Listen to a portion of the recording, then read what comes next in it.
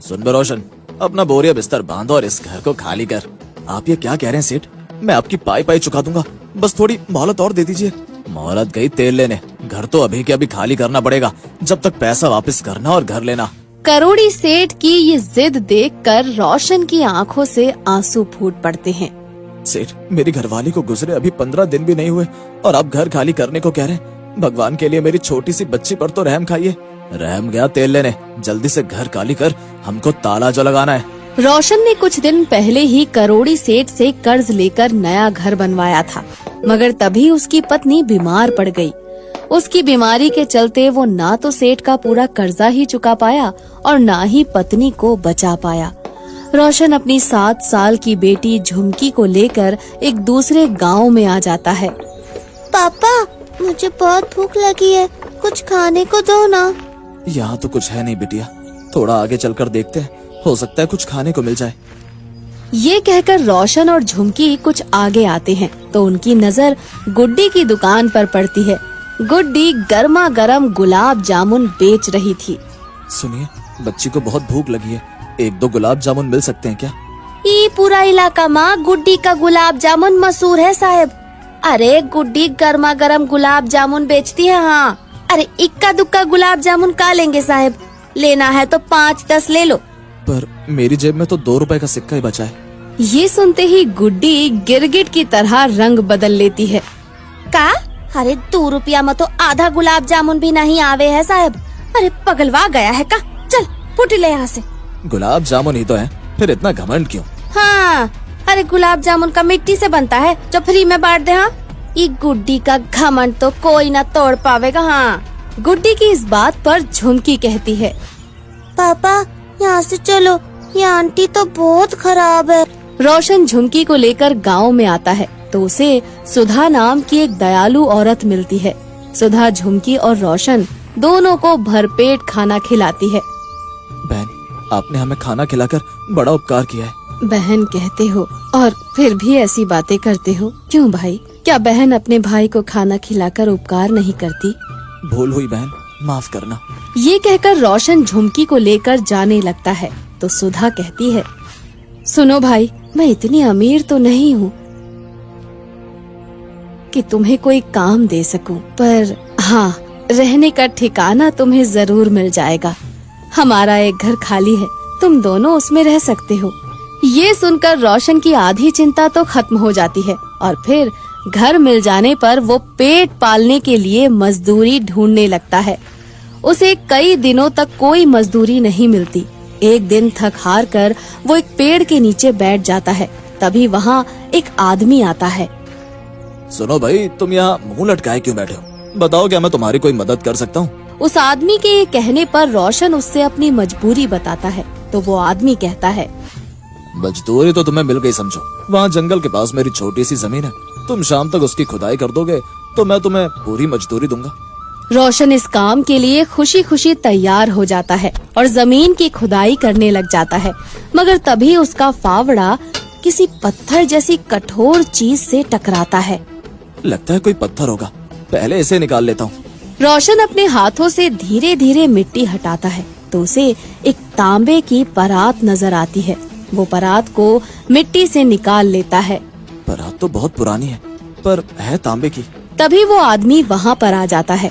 रोशन उसे परात दिखाते हुए कहता है, आपके खेत से ये तांबे की पुरानी परात निकली है, इसे आप रख लीजिए। अरे इसका मैं क्या करूँगा, इसे तुम ही रखो, तुम गरीब आदमी हो, तुम्हारे किसी काम आ जाएगी। रोशन तांबे की परात लेकर शाम को घर आता है तो झुमकी कहती है, पापा देखो, मैंने मिट्टी से गोल गोल गुलाब जामुन बनाए हैं। लगता है तू गुलाब जामुन को अभी तक भूली नहीं। चल मेरे साथ, मैं आज तुझे गुलाब जामुन खिला कर लाता हूँ। नहीं पापा, मुझे उस आंटी के गुलाब जामुन नहीं खाने। ये सुनकर रोशन चुप हो जाता है और तांबे की परात को एक तरफ रखकर आराम करने के लिए लेट जाता है। उधर झुमकी परात को लेकर खेलने लगती है।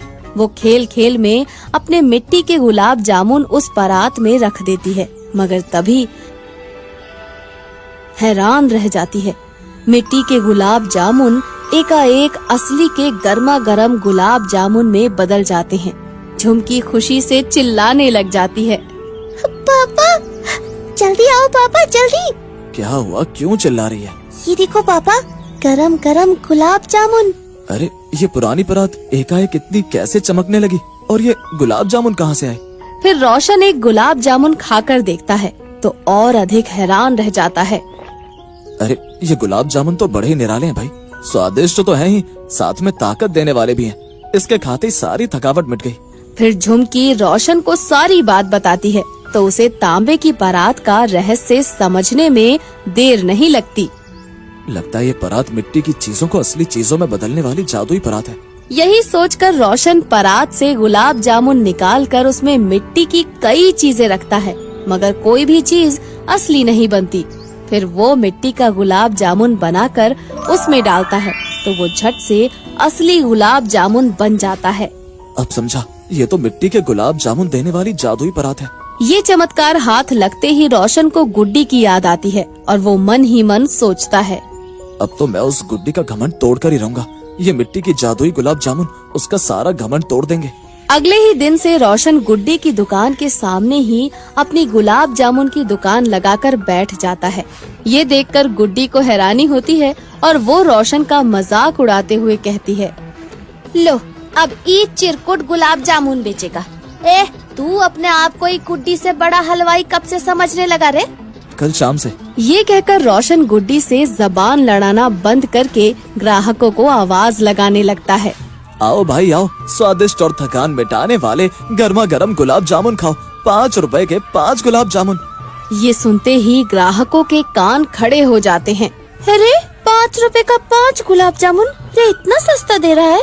और चलो ना चंपा, एक बार खाकर तो देखें, ऐसा कैसा गुलाब जामुन बेच रहा है ये। उधर रोशन की गुलाब जामुन का रेट सुनकर गुड्डी भी हैरान हो जाती है। अरे सुन रे, मिट्टी का गुलाब जामुन बेच रहा है का? हाँ, मिट्टी के ही बेच रहा हूँ। फिर तो देखते ही देखते सब ग्राहक रोशन की तरफ मुड़ जाते हैं और गुड्डी की दुकान पर कोई भी नहीं आता। ये देखकर गुड्डी को ग्राहकों पर बड़ा गुस्सा आता है। अरे कोई तो हमारे पास भी ठहरो, आखिर उसके गुलाब जामुन में ऐसा क्या है रे? उसके गुलाब जामुन में जादू है गुड्डी, जैसे तू नहीं समझ सकती। उस दिन के बाद रोशन के मिट्टी के गुलाब जामुन दूर दूर तक प्रसिद्ध हो जाते हैं। वो रोज मिट्टी के ढेर सारे गुलाब जामुन बनाता और उन्हें तांबे की परात में रखकर असली के गुलाब जामुन में बदल देता। लो, मिट्टी के गुलाब जामुन बन गए असली के गुलाब जामुन। कुछ ही दिनों में रोशन की दुकान चल निकलती है और गुड्डी की दुकान बंद होने पर आ जाती है। अब तो पानी सर से ऊपर जाने लगा है, कछु तो करना ही पड़ेगा। अब तो ई रोशन का दुकान बंद होएगा। हाँ, यही सोचकर गुड्डी रोशन की दुकान को बंद कराने के लिए कुछ बदमाश भेजती है। चल बे, उठा अपना सामान और यहाँ पर गुलाब जामुन बेचना बंद कर। क्यों भाई, कोई जबरदस्ती है क्या? जिंदा नहीं रहना क्या? चलो बे, उठाओ इसको। ये कहकर बदमाश जैसे ही रोशन की तरफ बढ़ते हैं, तभी गांव वाले उसकी मदद के लिए आगे आ जाते हैं। गांव वालों को देखकर बदमाश घबरा कर भाग खड़े होते हैं। मुखिया रोशन से कहता है, क्यों भाई, किसने भेजे हैं बदमाश? ये मैं क्या बता सकता हूँ मुखिया जी, मेरा तो कोई दुश्मन भी नहीं है। उस दिन के बाद गुड्डी दुकान छोड़कर भाग जाती है और कई दिन बाद बीमार हालत में रोशन के पास आती है। हे रोशन भैया, हमका माफी दे दो, उ बदमाश लोग हमने भेजा था। मुझे सब पता है गुड्डी। अरे तो फिर तुम मुखिया को बताए काहे नहीं? क्योंकि पापा को तुम बहुत अच्छी लगती हो आंटी, इसीलिए नहीं बताया। अरे क्या कह रही हो चुटकी, सच में? ये कहते कहते गुड्डी बेहोश हो जाती है और जब उसे अस्पताल में होश आता है तो वो मन से रोशन की हो चुकी होती है। फिर दोनों शादी कर लेते हैं और खुशी खुशी साथ रहने लगते हैं।